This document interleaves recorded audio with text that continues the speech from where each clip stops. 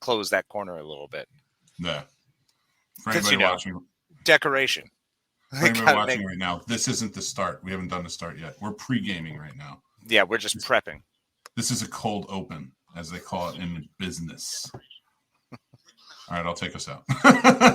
Welcome to the Scene Snobs podcast. Welcome to the Scene Snobs podcast, everybody. Welcome. We are happy to be here. It's Tuesday night. We are live, as always. Thank you for joining us. I am Mick Manhattan, the Scene Snob, joined as always by my co-pilot on this magic carpet ride of life, Mr. Casey the Madman. Thank you very much. I am so happy that we're together again. And this is, okay, so everybody, this is our final regular episode of the year of 2021. The last one. You will see us 2 more times. Yes. And that is, you may see us more than that in other ways. But Scene Snobs podcast or listening, we have the Christmas episode, which is a 2-hour special next week.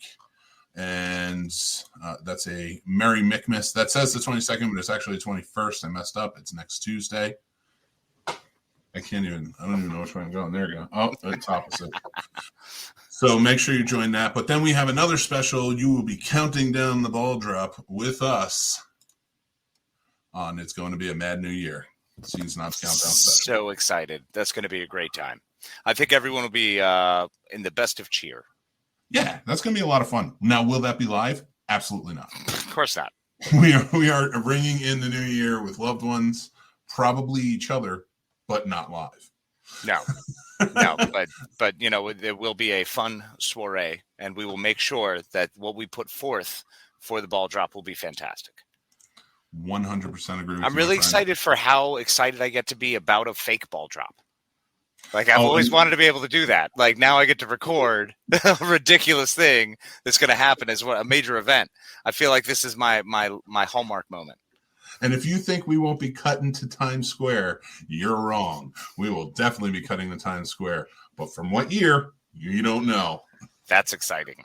I really hope it's 1982. That was one of my favorites. That's a good one, but I was thinking Y2K. I was thinking, like, let's relive that one. Let's relive 21 years ago. Well, 22 years ago. The nightmare. We were young teenagers thinking the world was going to end. I mean, I was not. I did for a little while. I was like, it could happen. Hey, John. Good evening. Thank you for joining us. Good evening, John. Pleasure as always, sir. And Kathleen, a pleasure, darling. Thank you very much for joining us, guys. Everybody checking us out. We appreciate it. Of course, it is going to be a kind of a fun night tonight because I always like these episodes. Like we did right before we had the fuck off episode right before our anniversary special. Yeah. Like it feels like before we do a big special, we always have like an episode where we just kind of like go off the chains a little bit. I mean, I'm surprised we don't say all our episodes go off the chains. I'm pretty sure people who listen all the way through, it's pretty scary there at the end. And not just our episodes. It seems like when we're on other shows, they go off the wall. Well, yeah, I wonder why. Yeah, I railed hard against the Catholic Church the other day on the Perfect 10. Yeah. And I love that people were getting mad at me as if the Catholic Church hasn't done things to be mad at. No, of course not. It's fine. Let's leave them alone. Yeah. I mean, always defend the giant corporation. Always, man. The giant body that is greater than you. They really are greater than me, I guess. Mm-hmm. They're part of the greatest generation, as you said. Obviously. Well, anyway, we're going to have some great topics for you tonight. We're going to kind of reminisce throughout the year, but we're also going to look forward to 2022. And I swear to God, I didn't plan this. And when we get to it, I'll talk about it a little bit more. But we are going to pick the best actor still alive today.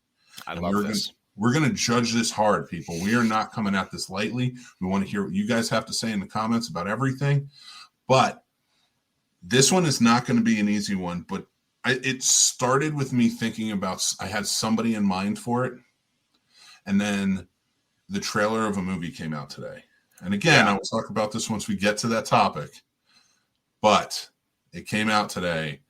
And I'm telling you, it's further proof of my choice for number one. But anyway, before we get there, I want to see how you doing, my friend. It's been, 3 days since we saw each other. Yeah, we had a good stretch on Sunday. That was nice. Yeah. I'm doing well, buddy. Though just hanging out, working. That's about it.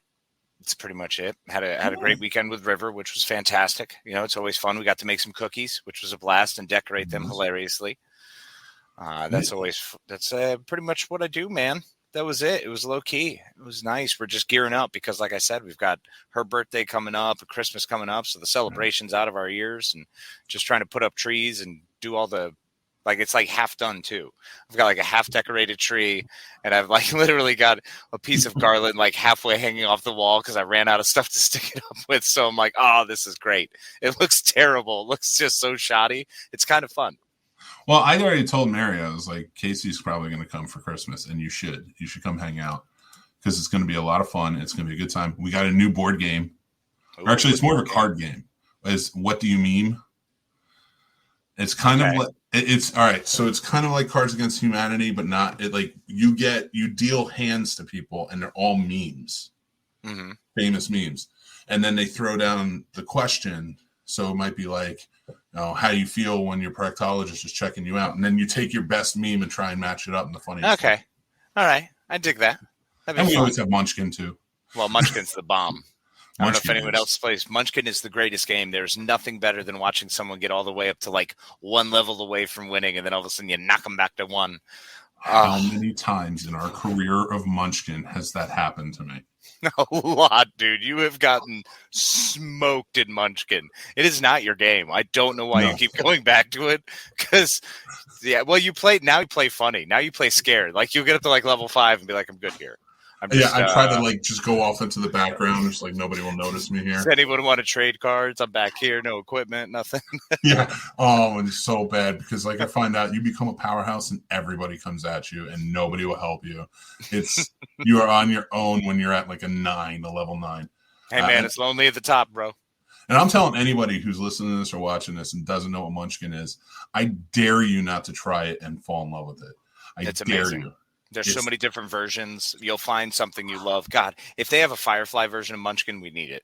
I would 100% get that for sure, without a doubt, but I've never seen one. But I did see the Ninja Turtles one. I haven't gotten it yet. I do need to get it. That's pretty awesome. And you all have the Wizard of Oz one. There's a Vikings one. There's all kinds of different Cthulhu one. Oh, my God. The Wizard of Oz. Yeah. Oh, you said Wizard of Oz. Mm-hmm. All right. Rewind. Oh, Marvel. You have the Marvel one as well. Too. That's another great Marvel's one. Fun. Marvel was fun. Kathleen Watts says the Wasses got to get away for their anniversary for the first time since the Tiny Tyrant was born. Well, congratulations. Hooray. That's fantastic. And they are little tyrants. I remember mine always ordering us around. Both of us. She orders us to lay on the ground one day to make snow angels in the middle of our friend's room. And we did. Yeah. 100%. She just said to do it. Like, she was ridiculous the way she just commanded everything. And you just do it. Children are weird. That confidence to be like, nope, just do it. It's like, oh, yeah, of course. That's leadership. And I'm proud of her. She's going to be CEO one day. Oh, you want to hear what my kid said to me today? Jack rolls up to me and he goes, go ahead, do that again. And just looked me straight in the eye. Because like I was messing with him and I was like tapping his face. I was like, I got you. I'm toughening you up, little boy. I'm toughening you up. And he goes, go ahead, do that again. Calm as hell. And I was just like, I don't want to. That boy is going to be a mafia leader. River's going to be running the politics, and Jack's going to be the underworld guy. It's going to be great. He's going to be the red tracksuit group, exactly. Or he'll be Kingpin. No, he'd be Kingpin. Yeah, no, he's Kingpin. He did it to Tommy too, because we were downstairs and they went up to brush their teeth, and Tommy was messing with him and shutting off the light while he was in there. And he shuts off the light, but then flips it back on. And Jack just stops, and all I hear calm as hell was, do that again. And then it was just, and Mary and I are looking at each other like, did he just straight up threaten him without threatening him? Like, that was a Tony Soprano move right there. Yeah. I'm like, I don't know that I could, I'm 6'8", 400 pounds, and I don't know that I would be threatening saying that. And not that way. Shook. I'm pretty sure he's going to own a garbage company one day. Just saying. Be careful. You'll be taken care of. You're fine, Dad. I'm in the waste management business. Working a whole bunch of new contracts. Oh, my God. Do that again. When he said that, man, John West says, I love Munchkin. Backstabbing my friends so they can't win is one of my favorite things. And it's so good. It's so hard. Remember, we were playing it with Tommy, and I shut him down. Like it was like a volleyball spike to the face. You did. The look on his face. He was like, what? He was at level 9, and it was like they have Uno and you have +4, +4, +4, and then like your last card, which is like a skip, and you're just like, okay, here we go. You're gonna learn a lesson today, and it just like he learned the lesson about Munchkin. He got real mad, and everyone there who's played this for years has said like, nope, because we would all do it to each other. It's not pointing at you out. You're playing a game where this is a mandatory thing you got to do, and he learned a hard lesson that one. It's the goal, man. I mean, that's why River didn't really like it too much. She was like, I'm not into like competition games. She's all about building and creating. And I'm like, that's cool. We don't, she doesn't even like anything that attacks her. She's like, Dad, you can play this. I just want to watch you. So like Hollow Knight and all those. I don't. I really don't. I mean, I get it. I love video games. She does too. She just doesn't like the competition aspect. She doesn't like to lose. She's not good with the losing.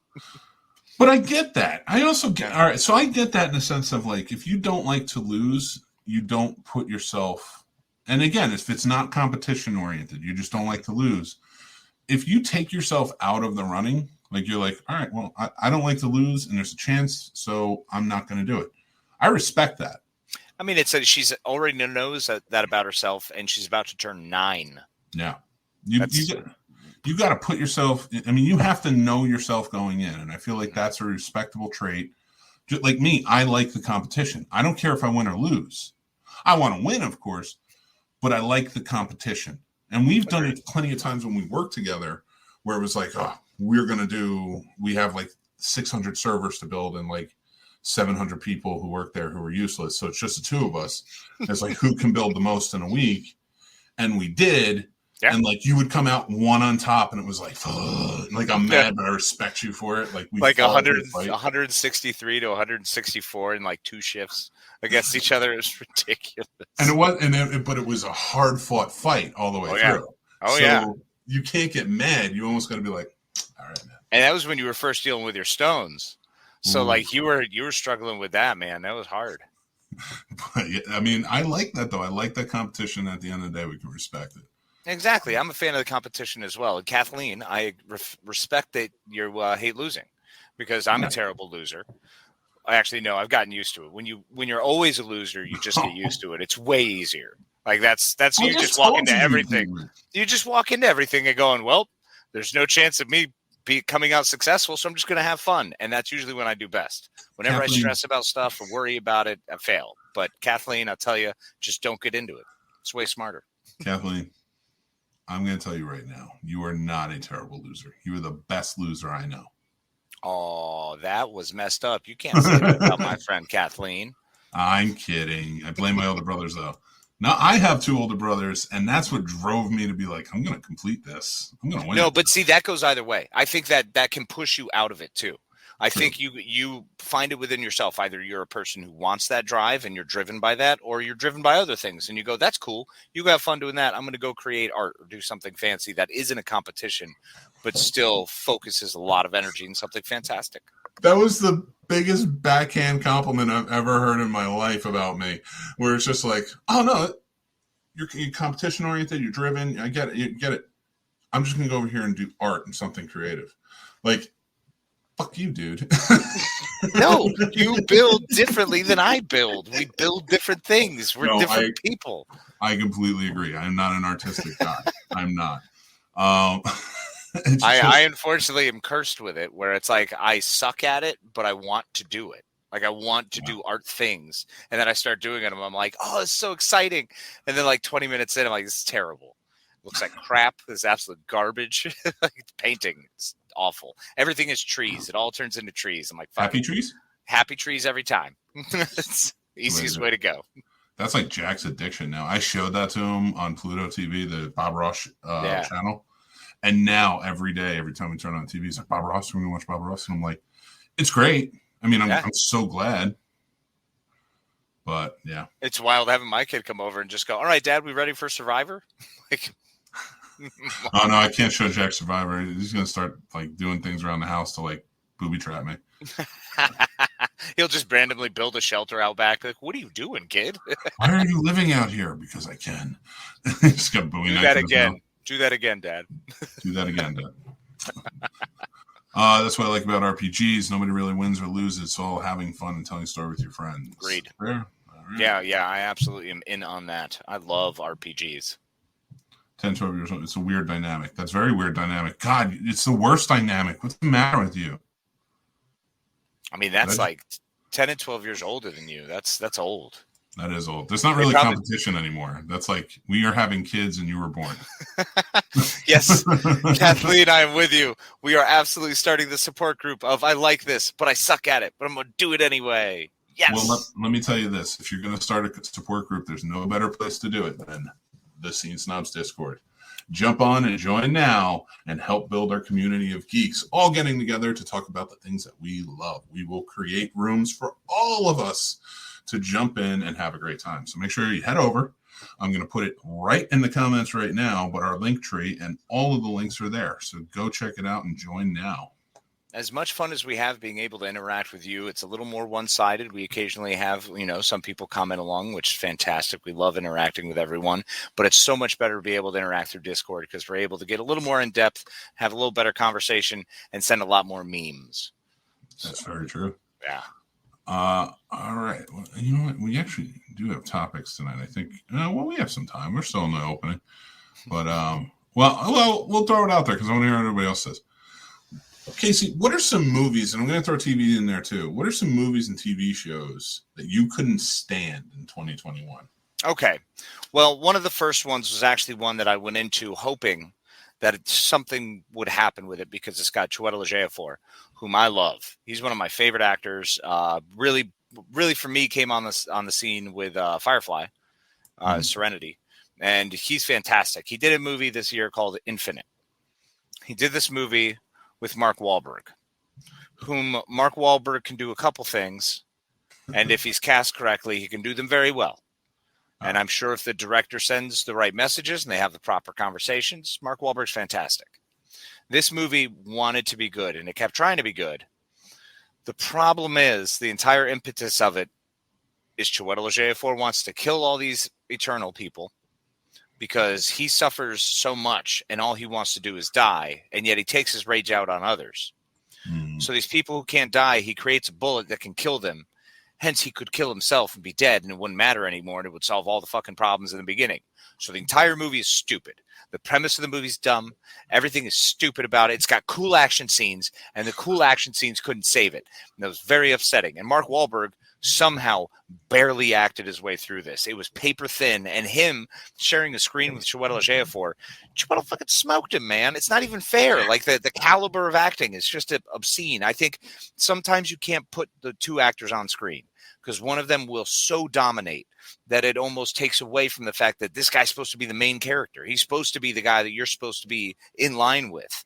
Is this Mark Wahlberg character, and it just all went to shit. I just saw it got like a 5.5 rating. I have no idea how it got over that. It was bad, it was annoying, and it was frustrating. And movies like this are what are annoying me. Movies like this where you've got big budgets, you come out with what seems like a decent story, and then you somehow, I don't know, they fuck themselves. They literally put their heads inside of their own assholes and just went, we're good. Well, it'd be more like, we're good. We'll make a movie. And I'm sorry. It was very frustrating because it was a time when I wanted a good movie, and this is what I watched, and I was fucking pissed. So if you want to watch a real shitty movie, Infinite.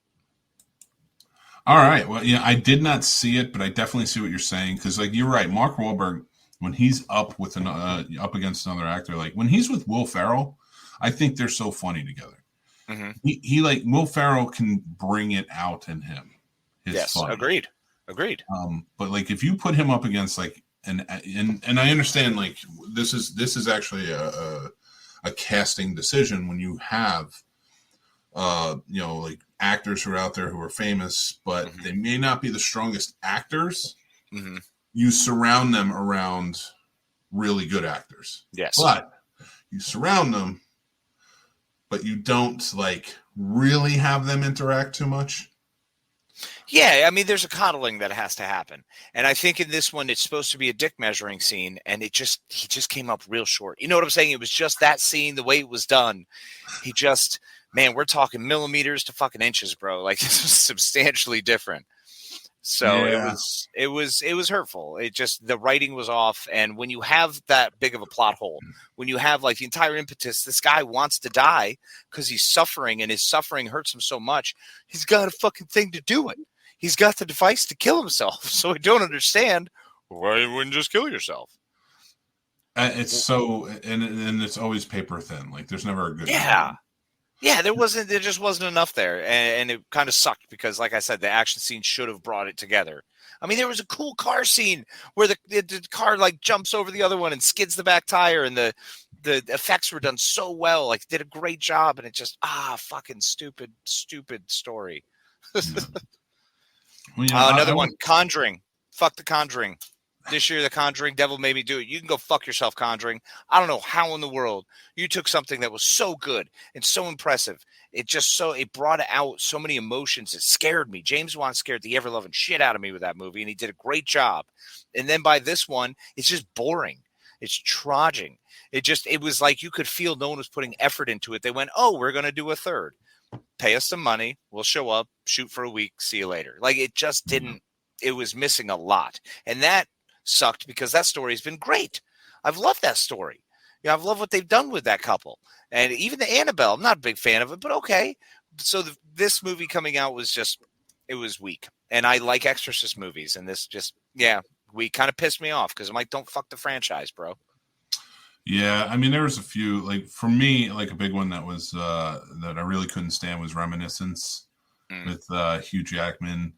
But for the most part, and I did not like Eternals or the three I hated. Yeah. I hated Reminiscence. It just wasn't good. It missed its mark so hard. And it was like, what are you doing? And then I hated the Eternals. Yeah. Because it's supposed to be a Marvel entity, but I feel like it was, maybe if it wasn't, I would have liked it more, but it's supposed to be, so I don't. And then, what was there? Oh, Home Sweet Home Alone again. Yeah, man, screw that one. That was terrible. I started watching it even after your review. I was like, well, let me see it. Let me just see what it's about. It was trash. It was absolute trash. Oh my God, it was so bad. But I mean, there's lots of stuff I liked, but there was more stuff I liked. But I'll tell you one that was the absolute fucking worst: Cosmic Sin. I didn't see it. It is Frank Grillo and Bruce Willis, and it is a miserable waste of time. It was absolutely atrocious. Just crap movie. There's no point to the plot holes. The idea of this security force that just wanders in with these aliens, and they're like, oh, these people might have aliens in them. I don't know. What should we do? Bring them into the base? You need extra security? Nah. We'll use this door and 2 dudes with guns. Should be fine. There's 6 of them. Ugh. Yeah. So fucking dumb. Just right out the gate. And Bruce Willis, once again, fantastic actor, a legend, someone whom I personally love. Walking through this thing like, yeah, it's a paycheck. See you for a week. You know, probably a dick on set. Just, you know, you could feel all of that. You could feel the tension and the shittiness. And it's like, everything sucked. They try to do these little daughter side stories. And it's like, he doesn't even act like he fucking loves her. He's a real piece of shit. Like, he's actually the piece of shit. There's no redemption story where they're supposed to be. He just dies. And you're like, cool. Yeah, I there's little shit like that. Like, just kind of, I miss him. If Bruce Willis is in it now, I'm just kind of avoid it because I know I'm probably not going to like it. Yeah, it's because it's a money grab that he's in it. It's a money grab and it's a piss poor version. Another one is Vanquish.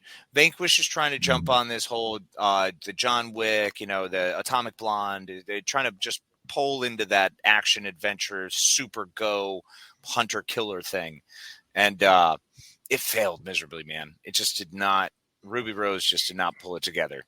Nice. I have feeling this might be Joey, who was on our show last week from So Wizard. Reminiscence, more like reminiscence. Yeah, so was 100%. Couldn't make it past 20 minutes to Cosmic Sin. It was so bad, Joey. It was so bad. Radar, what's up, bro? I will say, okay, so completely forgettable movie that came out, and that's the G.I. Joe Snake Eyes movie. Oh, yeah, man. Did that piss you off, or was that just like a letdown? Like, G.I. Joe had started so low that the second one barely grazed it like 2 points, and this one just continued to be like, okay. None really pissed me off this year, like except for maybe Home Sweet Home Alone again and The Eternals. But like, there's a lot that just missed its mark that I was really hoping would be good. Like the Hitman's wife's bodyguard. Yeah. How does Ryan Reynolds miss so bad? The three of those, they just lost it. The first one was so good, and the second one, I didn't dislike the second one, but I was like, it's not one. Like, I'll watch the first one over, but yeah, I won't watch that one. No, it didn't even miss the mark. It just wasn't enough. You know what I'm saying? Just for some reason, they just didn't do enough. So that wasn't great. One that I thought was great, but did not get a lot of love was Chaos Walking. I thought it was fantastic. The Daisy Ridley, Tom Holland movie. I did not see it, but I heard of it. It didn't get any love at all, and I thought it was great. You know, I mean, yes, it's some trudging through a field, and it's very weird because she can hear all of his thoughts, so it's a bit odd. And they like to go back to the whole, he wants to hump her because he's a dude, she's a girl, so his thoughts are go to that. So I can see where people were like, all right, already enough. But I enjoyed it. I thought it was fun. It was a good movie. It was entertaining, and it didn't suck as bad as Cosmic Sin. I'll check it out for sure. Yeah, it's a solid one. But once again, people didn't like it. I mean, Rotten Tomatoes gave it freaking 21%. I don't get that. One that I really wanted to like that was a letdown for me was Wrath of Man, the Guy Ritchie movie. I enjoyed it, but you're right. It was not the payoff there was different than the layer cake payoff, than the rock and roller payoff. You know, those were lock, stock, and two smoking barrels. Those ones really hit some good pacing. This one did not. No, I think they introduced the villain of the story too late. You're already like an hour and 10 minutes into it when you finally meet them. Yeah. And it's like, if you had just, and I liked the non-linear format where it's just kind of jumping around, but like if you had taken them and introduced them maybe about 30 minutes before, I think you would have really hit your stride and kept people going. Yeah, agreed. It kind of boils down to being a middle five. You know, it just kind of levels out. It never really gets any better. It never gets any worse. Yeah. You're right. It didn't do enough, but Statham did good acting. Oh, yeah. Statham's always good, in my opinion. Especially in Guy Ritchie, because he actually gives him emotion, which is nice. That's true. It does give him those roles where it's like, okay, you're allowed to act in this one. Yeah, show your actual facial expressions. You don't have to just go, what? Oh, there was one that I really hated, and it was Night Teeth, which was a vampire movie on Netflix. I was hoping for so much more. I've only gotten like 15 minutes in, and it was one of those I couldn't stay up for. What'd you think? It was god-awful. I think I reviewed it, but at the same time I watched it. It's not what I hated, but I was like, this is bad. Like, I was like, you made Vampires versus the Bronx last year, and that was so good. Oh, it's amazing. I love that one. And now you're playing into this shit, and it sucks.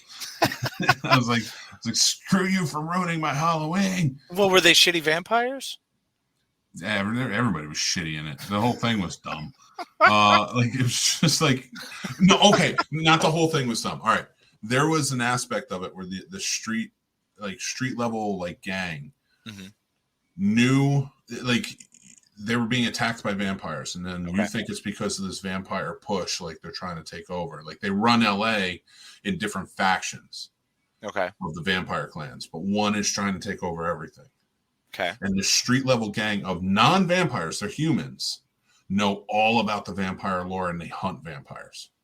But they never give you any more information than that. And I'm like, this is amazing. I was like, this whole subplot is exactly what this movie needed to be, but you took it from, instead of following this guy who runs this underground street gang who hunts vampires that have been running the city for hundreds of years, you decided to follow his brother around, who decided to drive the car because he's an Uber driver, and is driving these vampires from murder to murder site. You know, because he has to, because he's kind of being held against his will, but falling in love with one of them. It's so stupid. The whole thing is convoluted and stupid. And I was like, you set up this Blade level awesomeness of vampire hunting where the story could have been amazing. Yeah. And you decided not to go with it. Yeah. It's stupid. Well, are they leaving that open maybe for a sequel? No, they are not. That is pretty definitively not doing that. And there shouldn't be a sequel. If there's no Cowboy Bebop season 2, which, listen, I get. It's sad, but I get it. You've done the story. You know what I'm saying? You did the story. You can't. Yeah. What are you going to do? I was going to do a review, and then I was like, all right. After watching this, I was like, just go watch the anime. Like, if anybody asks me, how's Cowboy Bebop? I'm just going to say, just go watch the anime. It's priceless. Just go watch the anime. Like, I understand why you did it. I understand why they did it. It was cool. I liked it. I enjoyed it. It is not the anime. They couldn't. They took big chunks out. There's things that are weird. Ed is wrong. He's fucking wrong. But what do you expect? It's another artist's interpretation, and maybe this one wasn't for me. Even though I think this one was meant for me and they didn't do it. Like, it's one of those, anybody who watched the anime, anyone who watched Cowboy Bebop, it's one of the best out there. It's fantastic. They did everything right except, they missed the Ed parts. I like the live action. They did it well. Yeah, nah, not for me. Kathleen, I do want to speak to this point. We could think of that. We watched all the way through was the Paw Patrol movie. I liked the Paw Patrol, which was good. Yeah, I enjoyed it. I took Jack to see it for his birthday. Nice. It came out like a week after his birthday. Right. And he was like, "Oh yeah, I want to go to the movie. I want to go see it." And he loves Paw Patrol. So I was like, "Tommy, you're coming too." And Tommy's like, "Nah, I'm good." I was like, "No, you're going. You're going first of all." And we went, and even he walked out and he was like, "That was good. That was a good movie." So I'm glad he did. Radar, how the hell did Buzz become a cop? How the hell did most of the cops that are cops become cops? They applied.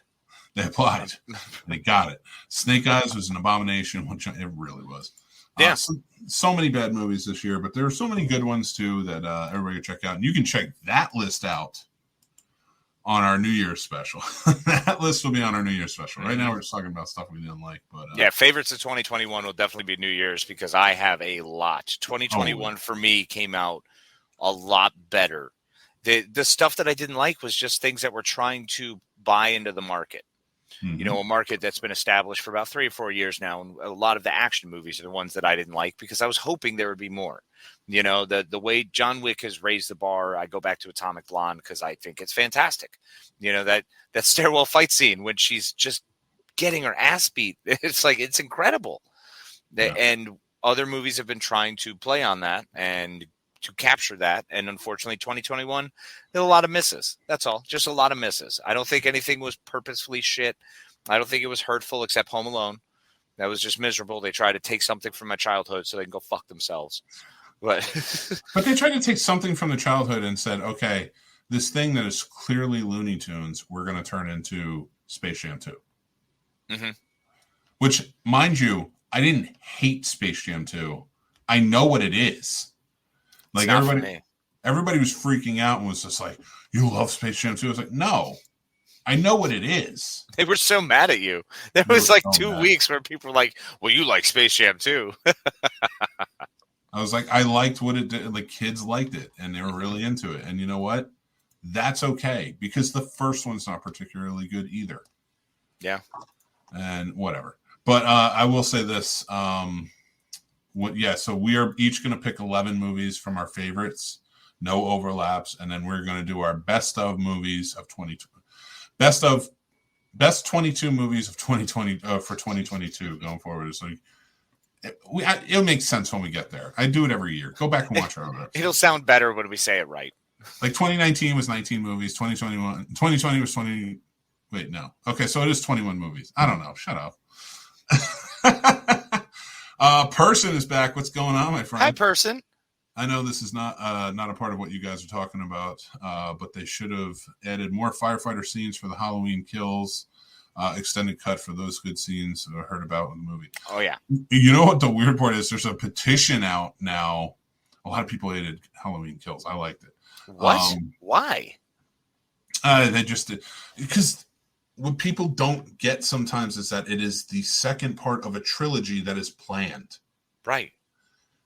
That's why Empire is so good, because Empire matches well with the original, and it had a planned follow-up. Mm-hmm.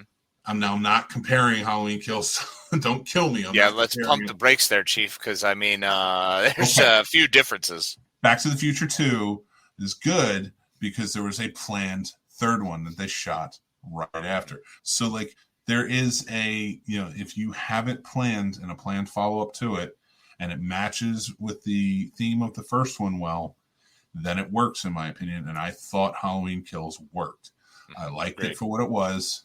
So everybody can just shut up. I don't know if it's on my best list, but it's one of the ones I really like this year. I'm going to say it didn't make my best list. And that's big for me because I am uber Halloween guy. I love Halloween. There were a lot of really good movies this year.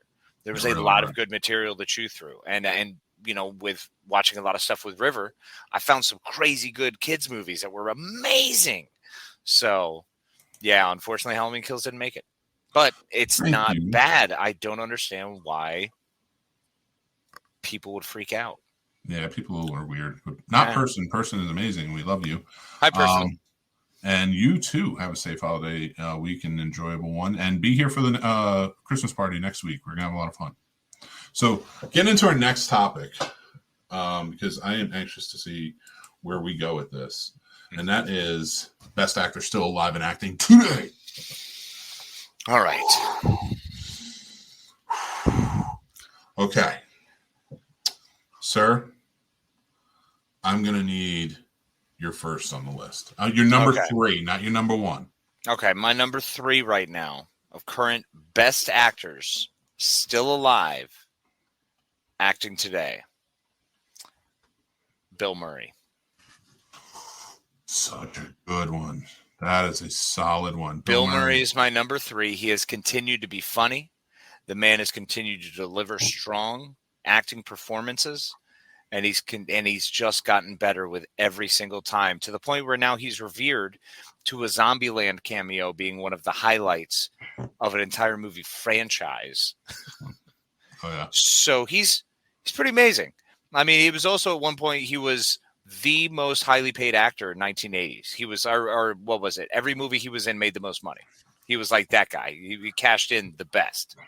So when you're that level of entertainer for a decade, and you still manage to continue to raise the game and raise his bar and do random projects that are fantastic, and just put together these tour de forces of absolute brilliance.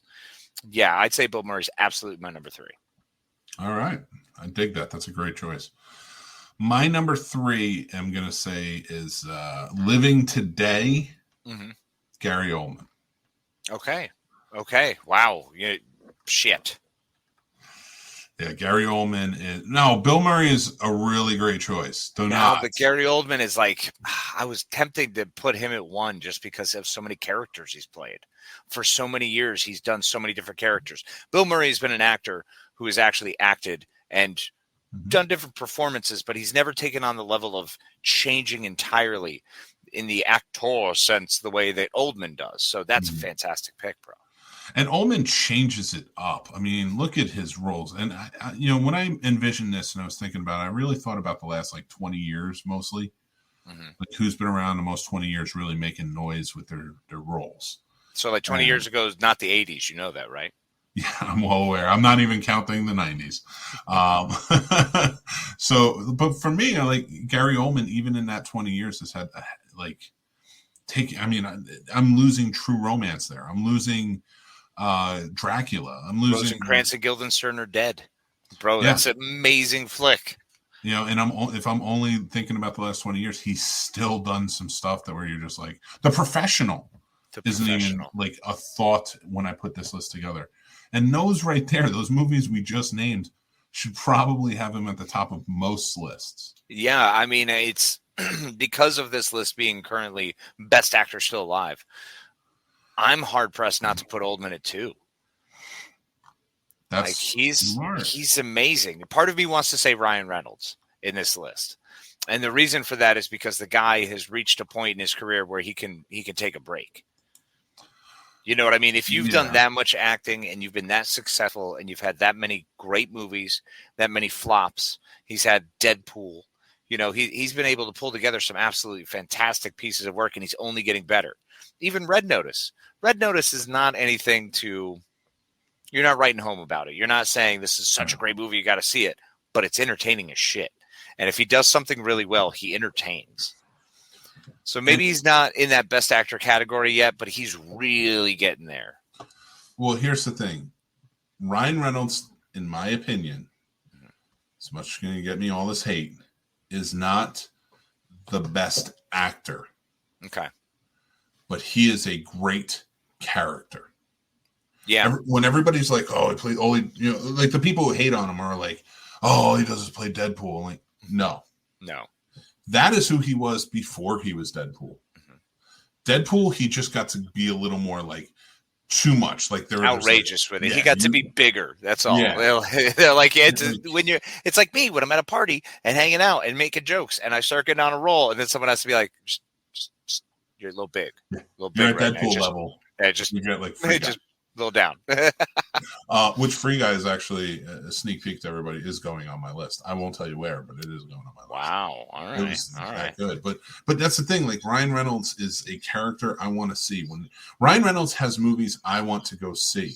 Mm-hmm. But when I go see it, and I think he knows this by the way he acts. Like, can he act? Yes. But in a lot of the choices he makes in roles, he's playing Ryan Reynolds. Because he stays in his ballywick. The man's smart. Yeah. He's Sinatra with it. You know what I mean? He knows what he can do, and he does it well. Same thing with Paul Rudd.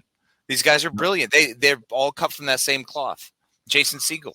Paul Rudd, I actually take out of this and say one of the greatest actors for sure, because you get Paul Rudd being that character, but then you get something like what was it, Perks of Being a Wallflower, or the one where he is taking the quadriplegic kid out on a road trip. It's Confessionals of something. I can't remember the name, but it was on Netflix. It's an amazing movie where he plays a caretaker, and it's beautiful. And that's where you get Paul Rudd, or Wet Hot American Summer, where it's not Paul Rudd at all. Yeah. You get that, and it's like that guy's got range. Yeah, he does. He has range, but Mark Ruffalo has more range. You know what I'm saying? Yeah. If we're going to get to that, I think Ruffalo is probably a better actor. If we're going to go to that, he's played a lot of different characters.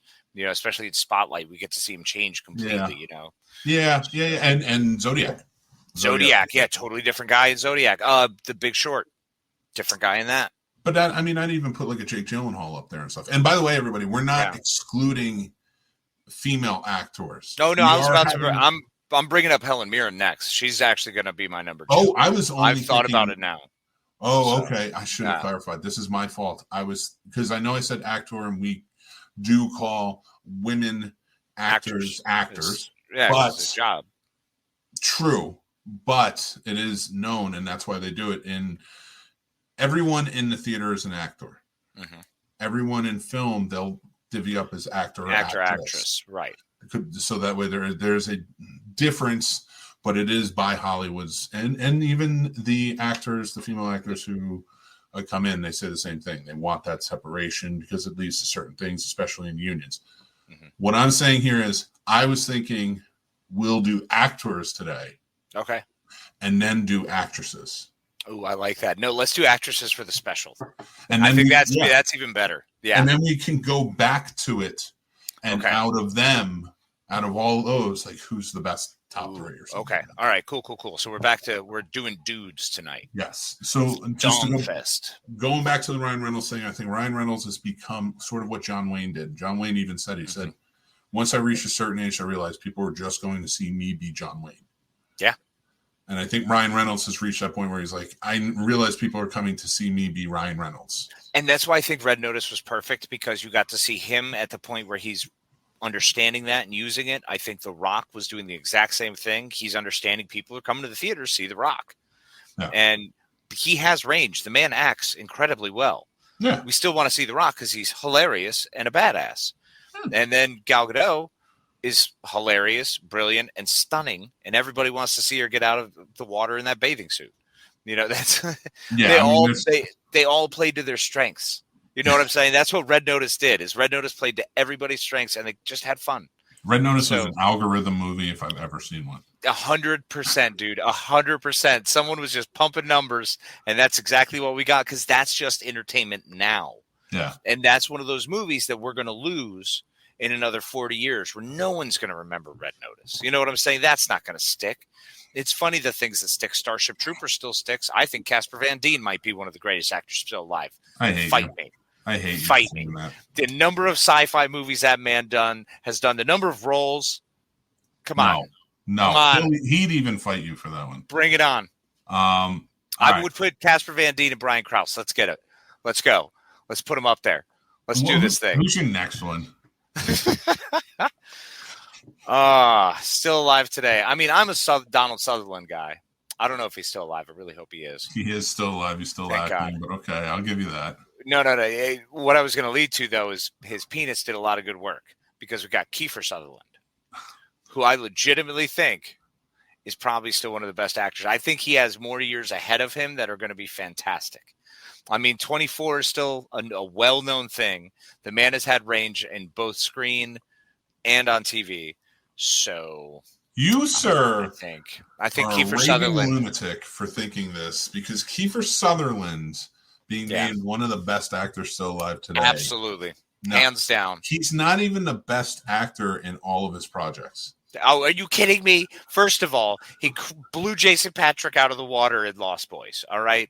And then in Phone Booth, Colin Farrell, who was fantastic being trapped in a phone booth, actually acted the shit out of that. You know what? I changed my mind. Colin Farrell's better than he is.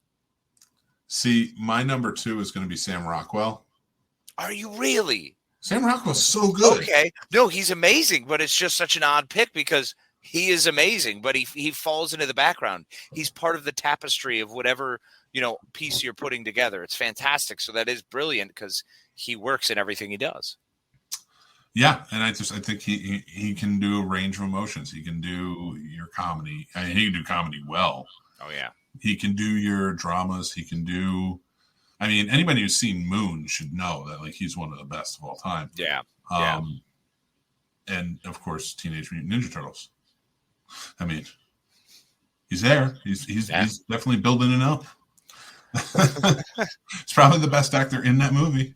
Probably. And Corey Feldman was in it. Yeah, so that's saying something. For sure. Now I will say, who's yours? Who's your number 1? I see the number 1 is hard, bro. Okay. The number 1 is hard. I'm sitting here kind of spinning a little bit because I keep changing. It keeps interchanging. It's like I really like Brendan Gleeson. I think he's fantastic. I think Stellan Skarsgård is honestly, he's one of my favorites. I think Stellan Skarsgård has done so much fantastic work, and he's such a good actor. So it's really hard to say because there's so much potential for them too. People are going to be mad at my number 1. So don't worry. You're fine. It's just hard to commit to a number 1, man. I've always had trouble with this. I have commitment issues. I don't understand. I just, I get so close and I'm like, you're great. Oh no, run away. Yeah. And there's a big list. I think Robert Pattinson should be on best actors still alive and kicking today. I completely disagree with that. I think Shovelface has all 4 emotions, and he shows them when you turn a dial, but that's fine. Oh, my God. No, watch Water for Elephants. Watch... I did. I'm sorry. He has 2 elements in Water for Elephants. Watch The Lighthouse. Okay, The Lighthouse is fantastic. I'm not saying he's a bad actor. Ooh, my number 1 is? Done. Willem Dafoe. Bring it on. Random one. Willem Dafoe brings me more joy. And by the way, when I make these lists, I'm a snob. I'm a snob in that I'm functionally capable of understanding what is good acting, what is proper acting, what is poor writing, what direction has fucked things up, if lighting is wrong. Mick and I are very good at these things. We pay attention to these things. When I'm actually talking here, I'm talking about what it makes me feel. I'm talking about entertainment. If it entertains me and I like it, I want to talk about it. If it doesn't, it can go fuck itself. So in this case, Willem Dafoe is definitely one of those best actors still alive. He's my favorite number 1 front runner, best actor still alive today. Oh, man. Well, he pales in comparison to my number 1. If it's De Niro, I'm going to throw something at you. It is not De Niro. Good. If it's Pacino, I'm going to throw something at you. No, it's not Pacino. Okay. It is, and I will die on this hill, Nicolas Cage. I think Nicolas Cage is the best actor alive today. And I don't care what you think of him as a human being. I don't care about any of that stuff. You cannot watch every one of his movies, his pantheon of movies, even in the last 20 years, if you just cut off everything else that he did in the 80s and the 90s, the last 20 years, everything he's done, and you cannot say he's a bad actor. You can't. Even he has one of the best movies of the year. Not the bees. Not the bees. Don't blame him for that. Don't you dare blame him. That's writing. And I see that, and I understand that. I'm going to say this. Nick Cage 100% commits to every role he does. And he's good in every role he does. He is a good actor and commits to the role in everything that he does. I will not disagree with any part of that. I also, in that same vein, that puts Tom Cruise as one of the top actors. Because he's no, absolutely. No. He's a fucking maniac of a human, and yet he's a vessel. He's an absolute vessel. Whatever you put in, he will spew out.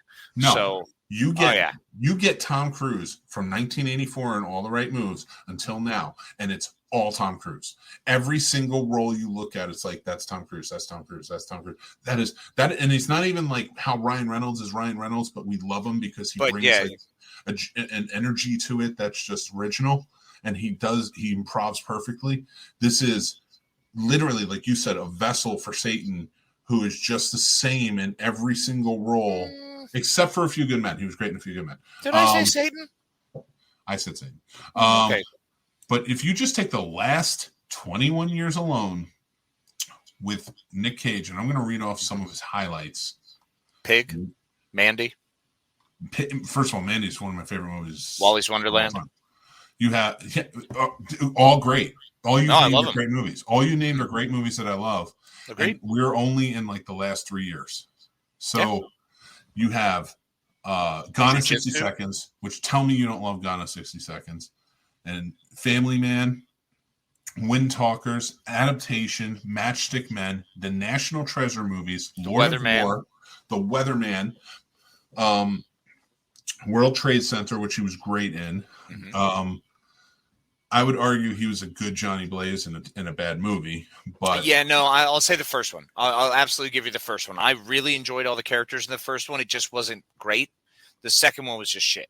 The second one hurt the first movie. He was great in the Kick-Ass movies. Oh yeah, he was. He's a good dad. He commits to the role, man. He really does a great job as an actor. You're not wrong in any way. He's great in Croods, and that's a voice acting role.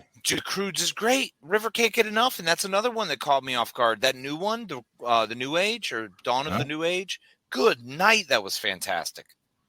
And he chooses different roles that are completely different in each one, so he plays different roles. He was great in He's great as a Spider-Man Noir and into the Spider-Verse, and that he's probably got sometimes one of the I let the matches burn down in my fingers so I can feel something. He was fantastic. He was the best part about jiu-jitsu. So I'm holding him to that. And it's funny because this was how this started. 2 days ago, I'm sitting there and I'm thinking about Nick Cage, and I'm like, Nick Cage has such a range throughout his career where he has played such massively different roles on different occasions. And he's had a different career where he's played different roles of the plucky comic relief to the comedic frontman to straight man, straight-laced, like leading man type to action hero to completely bonkers, bizarre, out there, like type of horror movies. Everything has just been completely different. And he has played every role perfectly. Even in a movie like Snake Eyes, you may not like that movie. that movie, his character is very good in it. Yeah, I mean, I think that movie suffered more from, once again, bad directing, bad writing. A lot of other people kind of phoning in. Like Gary Sinise was... He kind of left it... Yeah, I mean... You know, everyone at Snake Eyes was... Exactly. But God, I love Gary Nick Sinise. Cage... I just watched Reindeer Games again. You know, so there's another... Gary Sinise is another guy who... He's an actor who commits to the roles. Yeah. Except for Snake Eyes. But he's very Gary Sinise in every role. You know, same way you're getting a lot of Tom Cruise or Donald Sutherland. You're going to get him.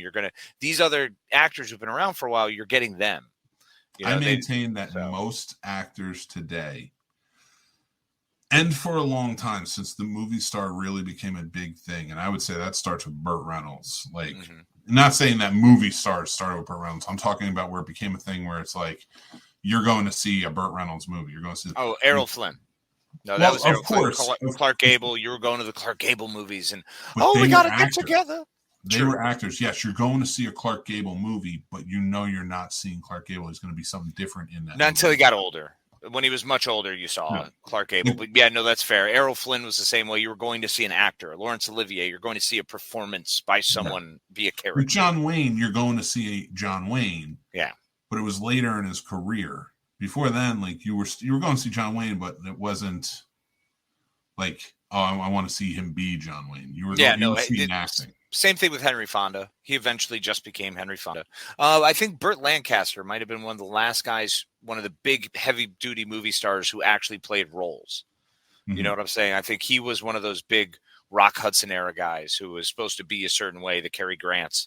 And I think Lancaster was one of the few actors of that era who didn't fall into, I'm Burt Lancaster. I mean, I'm sure he was behind the scenes, but in front of the, in the film, I didn't see it. But I will say this, Nick Cage has never done a performance where I saw Nick Cage. I only saw the character he's portraying. It's true. And now you're going to actually see Nick Cage play Nick Cage. So you get to see him portray Nick Cage. And that's the funny thing. And I have it queued up here because people were talking about it. Radar says, saw the trailer today, Nick Cage playing Nick Cage in his next movie. Yes. This conversation stemmed from me thinking about Nick Cage movies and thinking he's probably the best actor in the world today living.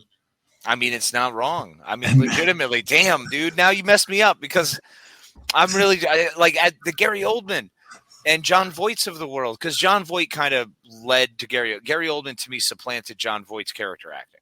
I like John Voight's character acting. You can mock it all you want. I think it was an awesome fucking FDR. I think he's a really good character actor. No, I disagree. Love character actors. That's what I think. That's the best. Be someone different. Someone who can completely wipe their face away, even though you see their eyes, it's them, but it's not fucking them. And Gary Oldman does that. Tim Roth does that. Unfortunately, Tim Roth has had a lot of roles where he's Tim Roth now. Say his new TV show, he's kind of turned into fucking Tim Roth. He's had 3 in a row where it's like, you've boiled yourself down, bro. He probably sells chops. Chill, I get it. But Nick Cage, you never know what you're going to get. You never know where it's going to go. Yeah.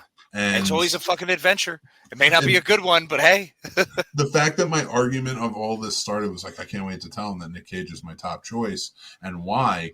And then today happened.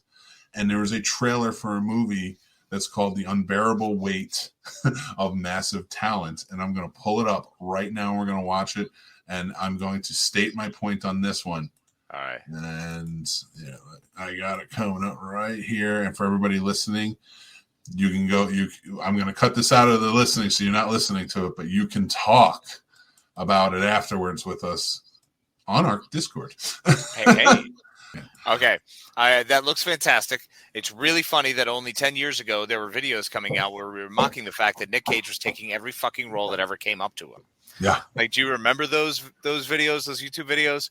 So I just want it known that we have turned full circle on Nick Cage, because this is what happens, folks. Mm-hmm. If you just keep going through the hard times, through the tough times, keep going, and eventually you will have a movie made about how fucking awesome you are. But you can't stop. That's the key. You can't stop. Even people are mocking you, when the whole world seems against you, when everyone's putting you down, you have to tell them to go fuck themselves and just keep going. This is his being John Malkovich. Yes. And John Malkovich deserved that. And John Malkovich is another one I'm happy he's still alive. He's fantastic. And let me tell you, everybody, I have tried hard to get Nick Cage on the show, and it will happen one day. I hope. Because we are the Scene Snobs. Anybody who listens or watches this show, we specialize in the absurd. We've said that for years. That's what we're all about. This show is the podcast version of Nick Cage. Yeah, kind of like in a nutshell. We do too many things in all different veins, and we never know where we're going, but we always wind up somewhere. So I deem, for me personally, the best actor ever in the universe of all time is Nicholas Coppola, or also known as Nick Cage, to his friends like us. You know, this is. I don't know if you could. Can you self-proclaim friendship? Yes. Okay. Yes. Well, like I said, I've always wanted to be friends with like a Charlize Theron and a Drew Barrymore. I want to be friends with Charlize Theron like no one's business. She seems fucking awesome. Yes. She's just 100%. badass. But I am saying that I am friends with Nick Cage. He doesn't know it yet, but he's going to love us. We're like friends in waiting. Yeah. We just need that $1 million to hire him. Please, come on. We're promotable to friend. We're almost there. We'll get there. We're waiting. No, we don't want the sex stuff. We just want you to be our friend. No humping, no uncomfortableness. We go drink. If you don't want to drink, just go hang out. That's all I like to do. I just want to hang out, meet people, talk, be stupid, and hopefully bring some joy into your life. We'll give you an hour, and if you get sick of us, then we'll leave. No, we won't. We'll still be your best friends. That's how this works. Oh, I'll leave. Yeah, I mean, as far as the fountain, I'll just sit in the fountain. Like, I'm presuming we're at his place. Yeah. We're just like, well, maybe he'll call us back over. Anyway, we've been going pretty hard. I want to get into the last topic of the night. So everybody, Nick Cage is the best actor of all time. Thank you for agreeing with us. Disagree, but don't disagree. Fair enough. What movies, shows, etc. are you looking forward to in 2022?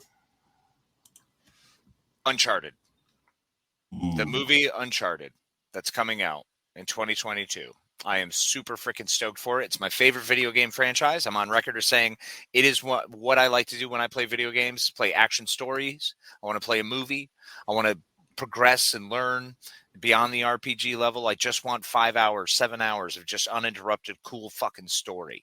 And Uncharted gave me that. I love it. It's done it for 5 video games now. And we have Tom Holland, who I don't think can break anything except secrets. Don't fucking tell him shit. If it's a secret, tell him a lie.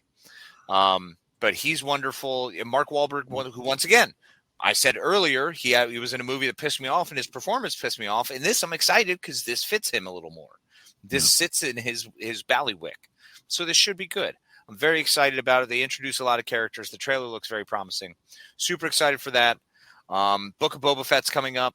I'm counting it 2022. Fuck it. The 29th of December doesn't matter. The 28th of December is officially the end of the year now. Fair enough. The Scene Snobs end on the 28th. Oh, should we do our ball drop on the 28th now? That's what we're gonna have to do. We do our ball drop on the 28th to proclaim that no, the Scene Snobs end of year is the 28th because Boba Fett can't come in the year of suck 2021. So make sure you guys start watching at 2 a.m. Eastern time. On the 28th. No, it'll be the 28th. Yeah, 28th.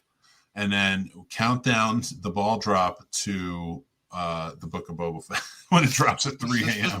Exactly. We got some good ones from everybody talking. Yeah, and actually, I'm in Obi-Wan. Kathleen. I'm 100% with you. Obi-Wan is going to be amazing. Firstly, because Ewan McGregor, and secondly, Ewan McGregor, and thirdly, Ewan fucking McGregor.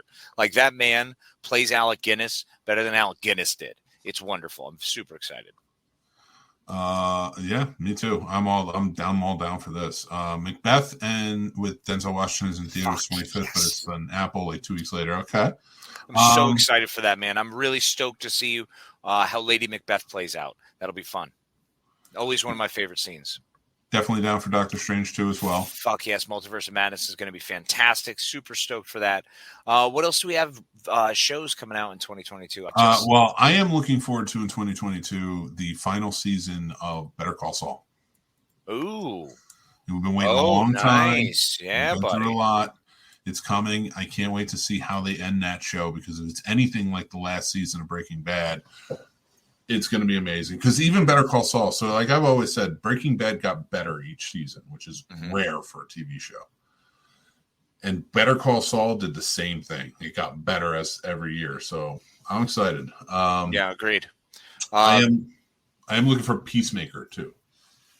Yeah, that's going to be cool, man. John Cena's been crushing it, so that'll be fantastic. Kathleen actually brought up the Cyrano movie, which I am super excited for that one as well. Technically 2021, but if it's past the 28th, remember, Kathleen, Scene Snobs New Year, so it'll be 2022. Peter Dinklage is another one of the greatest actors still alive. I think Dinklage crushes it. I don't think he is Peter Dinklage in all his roles. Yes, Peter Dinklage definitely gets crushed by it. Is that safe to say? I don't think that's how it works. I think that was the wrong kind of joke. Well, Stephanie Wood, how are you? Hi, Stephanie. I'm guessing you're a bot, so make sure you hit that subscribe button. Anyway, Secret Invasion is going to be amazing. Yeah, Ms. Marvel is going to be amazing. Yeah, I mean, we can kind of just lump Moon Knight. I mean, basically everything Marvel's doing for 2022 has me fucking amped. Yeah. Like She-Hulk is probably number one because the idea of a courtroom drama with a giant green woman who could beat the shit out of you, a blind guy because Matt Murdock's going to be in there. I mean, it's going to be exciting to see exactly how they pit everyone together. It should be fun. It should be a lot of fun. I am excited for it all. I am looking forward to see. What movies are you excited? There's one with Ethan Hawke called The Black Phone coming out. Okay. It's like an indie horror thriller. And I'm really looking forward to seeing kind of where it goes. So basically, get the fuck. What? This can't be true. What happened? You all right? Who Framed Roger Rabbit 2 is coming out on February 11th, 2022. What? This has to be a hoax. No. Well, guess what I'm excited to look at? I'm looking forward to that now. I mean, there's nothing on IMDb for it other than it has an IMDb page. Fascinating. So, these are recent articles that are putting out for it. I'm so bewildered by this. I have to step back on that because I cannot deep dive while I'm on a show for this. No, because we'll be stuck here for a while, and that's not cool. Raider says Batman finally. I'm looking forward to seeing it, but I'm more excited for The Secrets of Dumbledore. I didn't care for The Crimes of Grindelwald. I was bored by that one, but this new one with Mads Mikkelsen, bro, it's Mads Mikkelsen. Who's still fighting? Short? Kathleen. Who are you talking to? Oh, don't worry, Kathleen. They're not all winners. They're all winners. You come on the show. Oh, my Peter. First of all, my Peter Dinklage was a great joke. Casey didn't want to offend the man. That's why he didn't laugh. He's laughing about it now, knowing how great it was. No, it was not great. It was rude and insensitive. But I will say this, Kathleen. I do appreciate a good pun. So... Yeah, I like a big pun. Whether she meant it or not. I mean, there's a whole bunch. Once again, as I'm looking at this, I mean, Avatar 2. Who gives a fuck? Yeah. And it's going to make billions. It's fucking crazy to me, man. Like, I'm looking at it going, no one I know. We have all fucking mocked this shit. We've all talked about it. Yeah. We've all been like, fuck you, James Cameron. And it's going to be underwater. Fucking course it is. Because James Cameron is a diver, and that's what he's been doing for the last 8 years of his life or whatever. It's going to be ridiculous. No one fucking cares. No one gives a shit. And it's going to walk away with like $198 billion, one of the biggest fucking movies ever. It's going to be stupid. I'll tell you, the movies that I'm looking forward to the most are Extraction 2. Which one? Okay, that's the one with Chris Hemsworth. Yep. I think it's going to be great. I love the first one. John Wick 4. Yeah, that'll be awesome. Jurassic World Dominion. I'm really stoked for that, man. I love those movies. Bryce Dallas Howard is fucking badass. Thor: Love and Thunder. Which, if you're not excited about that, you're not a Taika Waititi fan. Taika can do no wrong. I'm stoked to see what he's got. So, I mean, we're going to get some really fun stuff over the course. I'm looking forward to the Spider-Man Across the Spider-Verse Part 1, which comes out next year. Halloween Ends. Halloween Ends is going to be good. On my birthday, the Unwelcome movie will be coming out. I'm excited to see it only because it's coming out on my birthday. So therefore, Unwelcome, the horror movie with Douglas Booth and Hannah John Kamen and John Wright. See how it goes. Nice. I like it. I am looking forward to the Flash movie. What are they doing with the Flash movie? I don't give a shit. Michael Keaton's coming back as Batman. Oh, that's right. He's going to be my Batman. Oh, my Batman's going to be there. Yep. I don't care. I'm going to see it. It's my Batman. Yep. And that's all I want to see. Yep.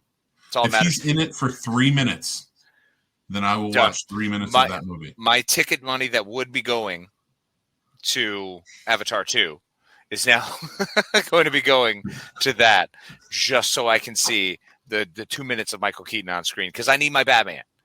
I will see my Batman on the big screen. I've never seen my Batman on the big screen. I saw Val Kilmer's Batman on the big screen. Listen here, producers of The Flash, DC, Warner Brothers, whoever's doing it. Listen here. You need to put, if you're only going to have him in for 2 or 3 minutes in the movie, maybe even 5, you need to put him in the last 5 minutes of the movie. And here's why.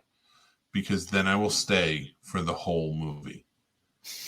That's the only way. Because if he comes in as a cameo halfway through, I'm going to leave the Flash movie after I see him. So that's you better either make him a main character in this thing, or just put him in the last 5 minutes because I will stay the whole time to watch it. Which will be all the way in November, so you have a ways to hopefully talk to them. I'm sure they'll listen. Those execs are very malleable. Again, better not screw this up. Right. Wormwood's coming back? That was awesome, man. I love the first Wormwood. That was a good one. I'm super excited for that. Fuck yeah, Australian horror movies. I'm down, man. Yeah. Is it still Australian? I gotta imagine it is. It's gotta be, dude. You can't not. I mean, that was the whole cast. True. Well, I mean, you can expand it to like Walking Dead does it with everything. That is true. There's a TV show that I'm looking forward to ending in 2022. That's the new Walking or the same Walking Dead for the past 20 years. Yeah, that'll finally be done. It'll be dead. I'm so okay with that. My friend, unfortunately, it is time for me to get a rapping. That's fair. It is. There is a rap tapping at my chamber door.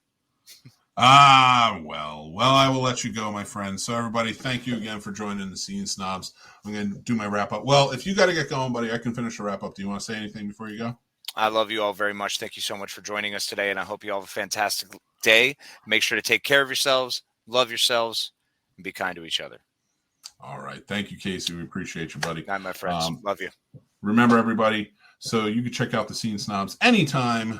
The Scene Snobs podcast is available as a podcast on all podcast platforms. After this show, this one will be up, or you can check it out as a video on our YouTube channel. Please subscribe, give it a like. We truly appreciate that, and it helps in the algorithms. You can also follow us on all of our social media. Head over. I did add the link before, which I will do again now, so you guys have it. Make sure to join our Discord. Make sure to subscribe to the channel. Please rate, review us. Let us know. We're really trying to build this up and get to a really bigger place, and we truly appreciate it if you guys can help us out with that. We have a Patreon going on right now. Patreon has 2 tiers. It's the Scene Snob supporters, and it's the Scene Snob super fans.